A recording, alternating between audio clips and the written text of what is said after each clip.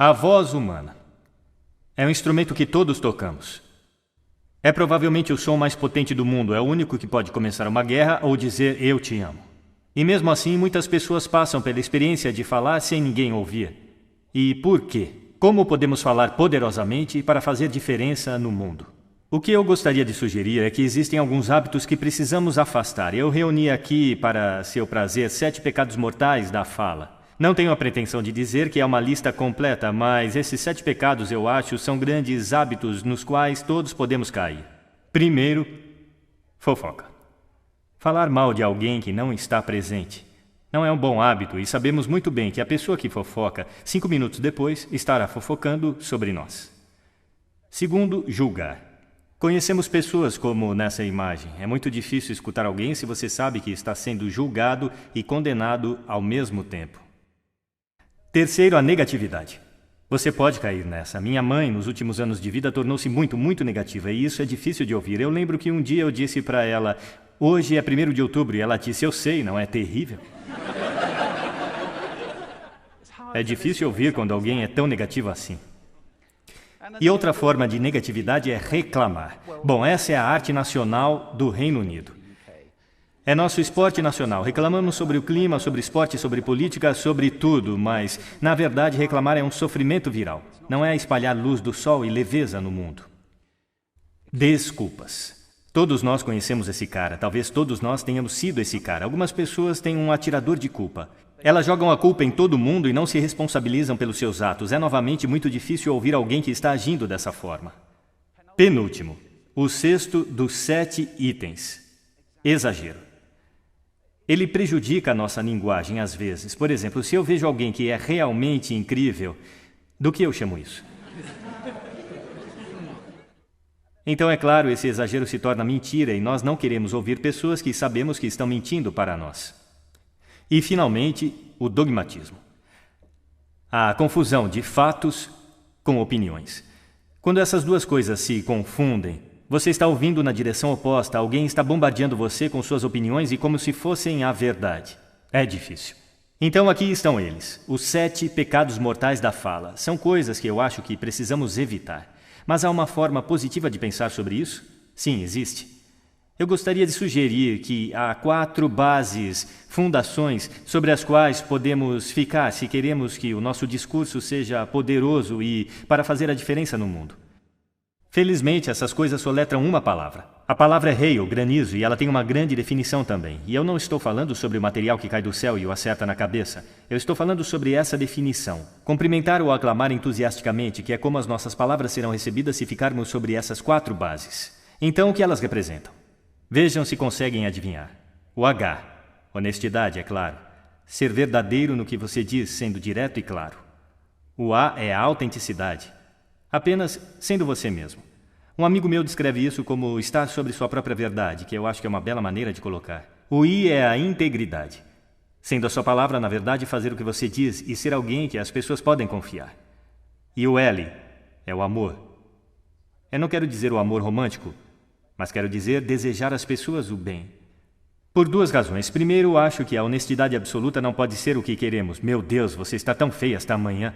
Talvez isso não seja necessário.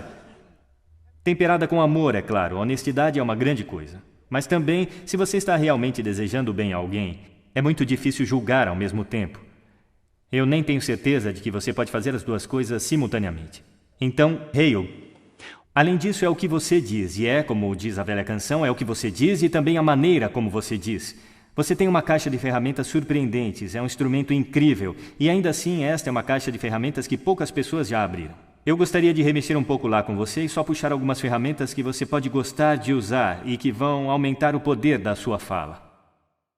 Registro, por exemplo. Agora, registro de falsete que não pode ser muito útil na maioria das vezes, mas há um registro no meio. E eu não vou ser muito técnico sobre isso com qualquer um de vocês que são treinadores de voz. Entretanto, você pode colocar a sua voz. Então, se eu falar aqui pelo meu nariz, você pode ouvir a diferença. Se eu descer aqui na minha garganta, que é onde a maioria de nós fala, a maior parte do tempo. Mas se você quer peso, você precisa ir até aqui no peito. Você ouve a diferença? Nós votamos em políticos com vozes mais graves, é verdade? Porque associamos profundidade com poder e autoridade. E isto é registro.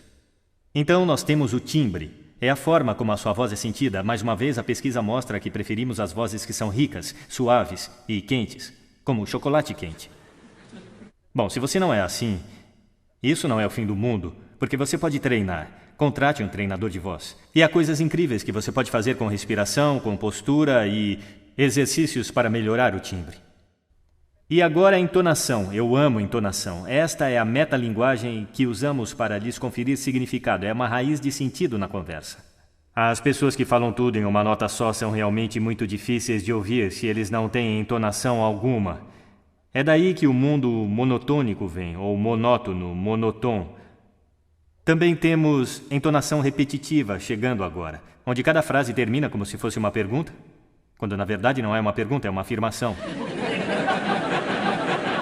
E se você repetir essa várias vezes, na verdade restringe a sua capacidade de se comunicar através da entonação, que é uma pena. Então vamos tentar quebrar esse hábito. Ritmo. Eu posso ficar muito animado dizendo algo muito rapidamente, ou eu posso também diminuir até enfatizar. E no final de tudo, é claro, é o nosso velho amigo silêncio. Não há nada de errado com um pouco de silêncio em uma conversa. Não temos que preenchê-lo com uns e ans. Pode ser muito poderoso. Claro, a tonalidade. Muitas vezes vai junto com o ritmo para indicar excitação, mas você pode fazê-lo apenas com a tonalidade. Onde você deixou as chaves? Onde você deixou as chaves? Significados ligeiramente diferentes nessas duas formas. E, finalmente, o volume. Eu posso ficar muito animado usando volume. Desculpe se eu assustei alguém, tudo bem? Ou eu posso fazer vocês realmente prestarem atenção ficando bem quieto. Algumas pessoas irradiam o tempo todo. Tente não fazer assim. É chamado de sodcasting. Isto é impor o seu som às pessoas ao seu redor sem nenhuma consideração. Não é agradável. Naturalmente, onde tudo isso entra em jogo, acima de tudo, é quando você tem algo realmente importante para fazer. Pode ser num palco como este, dando uma palestra, pode ser propondo casamento, pedindo um aumento, discursando em um casamento, seja o que for. Se é realmente importante, você deve isso a si mesmo. Olhar para esta caixa de ferramentas e o motor que vai funcionar, e nenhum motor funciona bem sem ser aquecido. Aqueça sua voz. Na verdade, deixe eu mostrar como fazer isso. Será que todos podem ficar de pé por um momento? Eu vou mostrar os 6 exercícios de aquecimento vocal que eu faço antes de me apresentar em cada palestra. Sempre que forem falar com alguém importante, façam isso. Primeiro, braços para cima, respiração profunda e inspirem. Assim. Mais uma vez. Muito bom. Agora vamos aquecer os nossos lábios. Vamos para... Muito bom. E agora... Igual quando você era criança. Agora seus lábios devem ganhar vida. Vamos fazer o seguinte com a língua, exagerando. Lá. Lindo, estão ficando muito bons nisso. E em seguida agora enrole uma... É como champanhe para a língua. Por fim, eu só posso fazer um. Os profissionais chamam isso de sirene. É muito bom. Começa com o I e vai para o O. O I é agudo e o O é grave. Então você vai...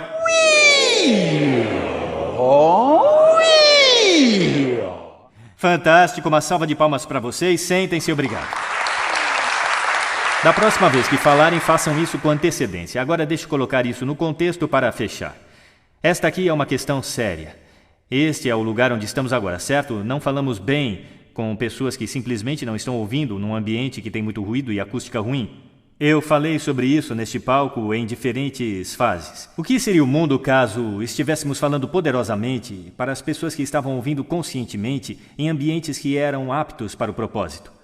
Ou, para fazer isso um pouco maior, o que o mundo seria caso estivéssemos criando e consumindo sons conscientemente e projetando todos os nossos ambientes para o som de forma consciente? Isso seria ótimo. Seria um mundo que soa bonito e aquele em que o entendimento seria a norma.